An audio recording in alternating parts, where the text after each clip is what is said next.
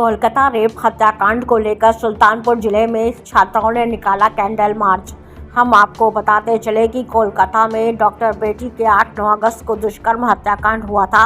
इसको लेकर देश भर में बड़ा आक्रोश है। पूरे डॉक्टर और मेडिकल स्टाफ धरना प्रदर्शन कर रहे हैं। 18 अगस्त को शाम सरकारी तैयारी कर रहे छात्र छात्राओं ने सुल्तानपुर जिले में कैंडल मार्च निकालकर तुकिन्या पार्क कैंडल जलाकर डॉक्टर बेटी को श्रद्धांजलि दिया। छात्राओं का कहना है कि हमको बचाने वाले डॉक्टर सुरक्षित नहीं रहेंगे तो हम लोगों कैसे सुरक्षित रहेंगे। उन लोगों की ड्यूटी रात में भी रहती है। सुरक्षा के लिए उनको कोई भी सिक्योरिटी गार्ड भी नहीं है और कोई भी पेशेंट गली गलौज करने लगता है। छात्राओं का कहना है कि सरकार ड्यूटी कर रहे डॉक्टर और मेडिकल स्टाफ को सुरक्षा के लिए गार्ड और रेपिस्ट को जल्द से जल्द फांसी दिलाने की मांग की ताकि देश के किसी और बेटी के साथ ऐसा दुष्कर्म न हो।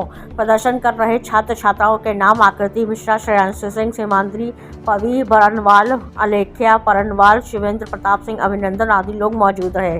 देश में घुसेंगे तो हम लोग अपने क्या करते हैं, अपना अवॉइड कर देते हैं, यार जाने दो क्या हुआ। फिर वो हमारे शहर में घुसेंगे तो तुम अपने कानों को बंद कर लोगे, फिर वो तुम्हारे एरिया में घुसेंगे तो अपनी आंखों को बंद कर लोगे, फिर वो जब तुम्हारे घर में घुस जाएंगे और जब तुम चिल्लाओगे कि क्या कोई है हेल्प करने के लिए, तब तो कोई बचेगा ही नहीं। कब तक शांत बैठे रहे? We want justice. हमारे देश में आज एक डॉक्टर ही सेफ नहीं है जो पूरी दुनिया को बचाता है, तो हम क्या सेफ वो विश करते हैं कि हम बचेंगे।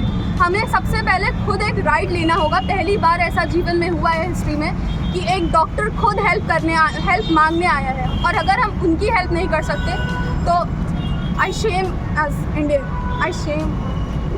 Let's protect our protectors. We want justice. आप लोग एकत्रित हैं और जस्टिस की डिमांड कर रहे हैं बंगाल रेप केस को लेकर के, बताएं आप क्या कहना चाहते हैं।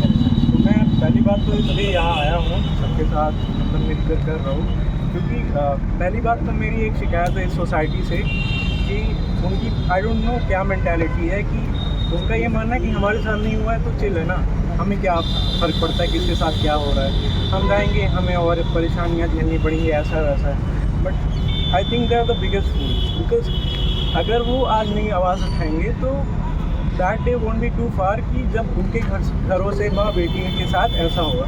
सो I think everybody should come forward and take few steps to मतलब इन सबको रिड्यूस करने के लिए।